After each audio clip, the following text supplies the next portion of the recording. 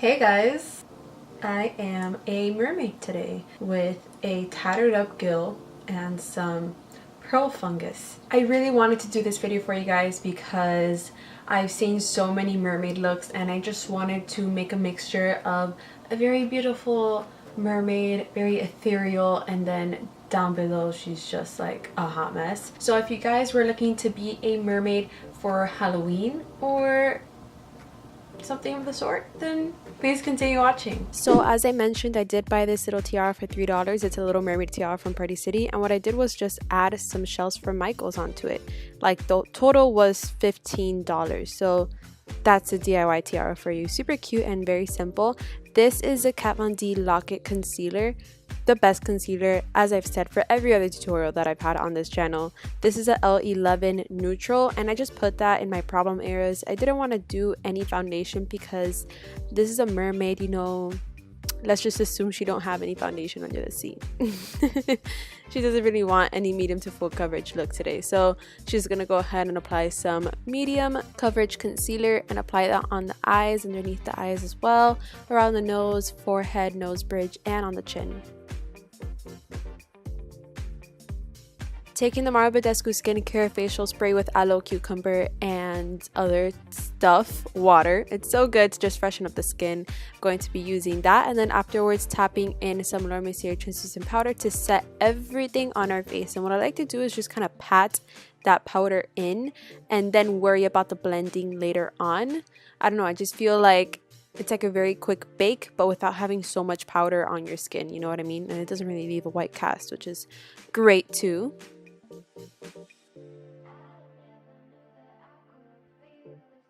Now I look crazy, but this is a fishnet on my face, and these are children fishnet stockings, which is why it looks so crazy on me.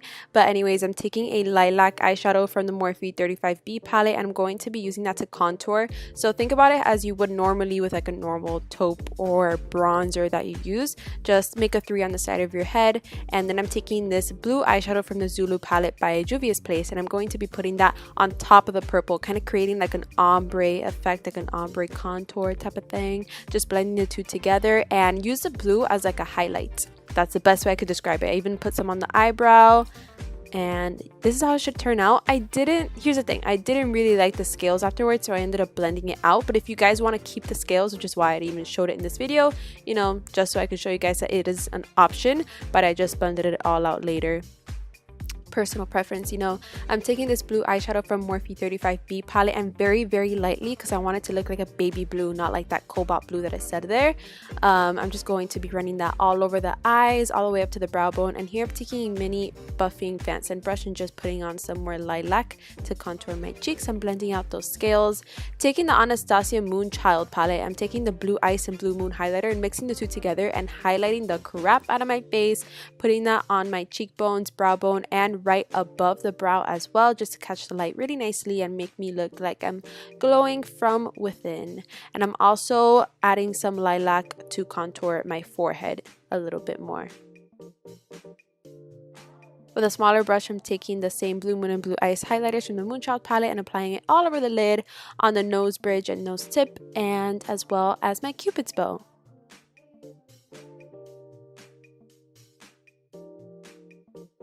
Now taking some blue eyeshadow, I'm running that underneath my eye as well. Taking the NYX Color Mascara in Lilac, I'm running that with a little eyeliner brush from Real Techniques, and I'm going to be creating a winged eyeliner look. I think it just tied the whole look together. I feel like I was missing something on the eye, so I was like, all right, let's do a purple wing, and I feel like that looks really cool. And I also set it with some lilac eyeshadow, so it stays on the whole night, and so it looks a lot more vibrant. These are the Lily lashes from Kiss, and they're like 2D. It's like really, not 2D. I don't know how to explain it to you guys. It's 3-dimensional. It looks awesome, super fluttery.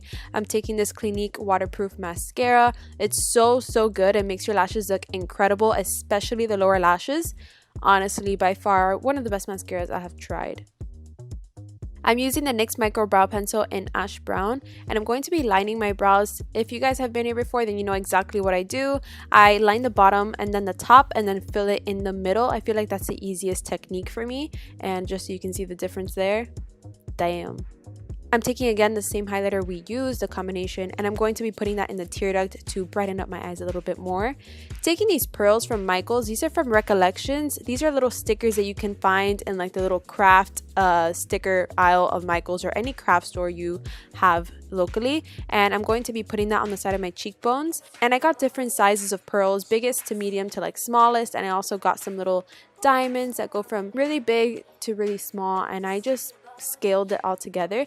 So I ended up putting 3 big pearls, 2 medium diamonds, and 1 little teeny or 2 teeny little diamonds, and I feel like that looks really cool. And I also put a tiny one on the inner tear duct of my eye. Super cool. I love how that looked.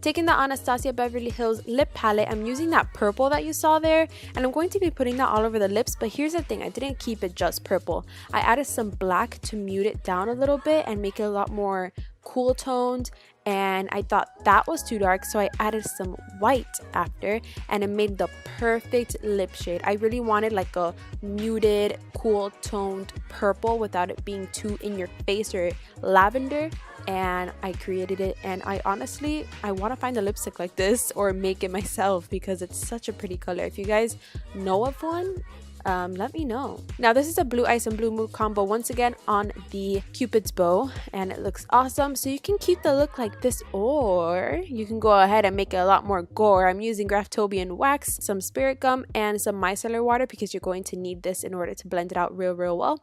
I'm applying some spirit gum onto the little patch of skin that I want to apply the modeling wax to, and taking a knife because I don't have a spatula, I am going to be rolling out some clay and then slowly blend it onto my skin. The wax slowly melts with the heat of your fingers and your neck, of course, so it isn't that hard to maneuver. Warning, it's gonna look like I'm slitting my throat, but please just don't do that.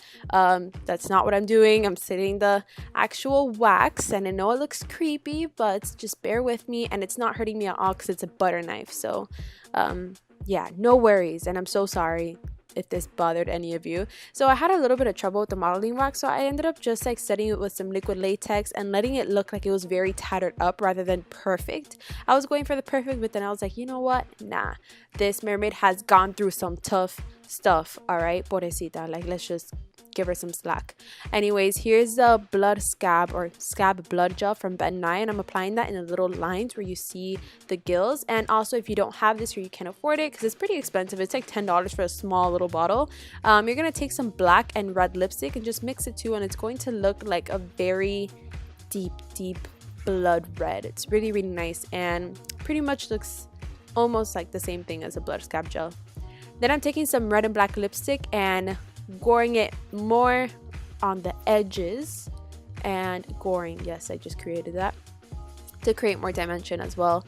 And I'm also doing it on my collarbone or right above it because I got this really cool like pearl strip also from Recollections and Michael's stores, and I loved how it looked. It looked like I was like growing pearls out of my skin. It looks super cool. I did the same technique, just red lipstick and then some black on the inner, you know, inner crevices of the pearls. Now this is where I show you how to create the webbed fingers. I'm going to be taking Graftobian's liquid latex with some sponges from the dollar store, little makeup sponges, and this pencil from Target. We're gonna put the sponges and liquid latex aside because we're going to be tracing our hands. Make sure to remove any accessories to make this a lot easier for you. And I'm going to be tracing over my hand around 3 times around, just so it shows up a lot more with the wax paper that we have underneath. And the wax paper is going to make it easier to remove the liquid latex afterwards. So once we got the hand there, we're going to go ahead and we're going to make the webbed fingers. So just draw on some little scoops within each finger. You can make it as tall or short as you'd like. I kind of made it medium size, and there I kind of freaked out because I didn't know my thumb was that long, but it is. I already have freakishly long fingers, so this is great for the mermaid costume. Go ahead and dab on some liquid latex with a little sponge, and I'm sorry for the shaky camera. My boyfriend was doing the overhead shot for me. I made 7 layers to make sure that it was thick enough and it won't break, and that worked perfectly fine for me. Afterwards, after letting that set for a couple minutes, maybe around 10, I grabbed some Laura Mercier translucent powder and patted it all over the top. This again made it a lot easier to remove the liquid latex afterwards, and you just start slowly peeling that. I kind of use the edge of my nail to get the little tip of latex off the wax paper, and then slowly but surely you'll see it starting to come off, and you can move and like throw some powder underneath the liquid latex that you're pulling upwards so it doesn't rip apart or, you know, just ruin itself. So little tip for you. And once that's done, there you go, you have your webbed fingers. You're gonna go ahead and you're going to glue that onto the back of your hand using some spirit gum or Pros-Aid. And you can also trim along the edges or the scoops to make it more defined. That's what I did in order to make it, you know, look a lot more uniform. And that's pretty much it. See, it wasn't that hard, guys, right? I really hope you guys enjoyed this video, and here you go, some awkward poses.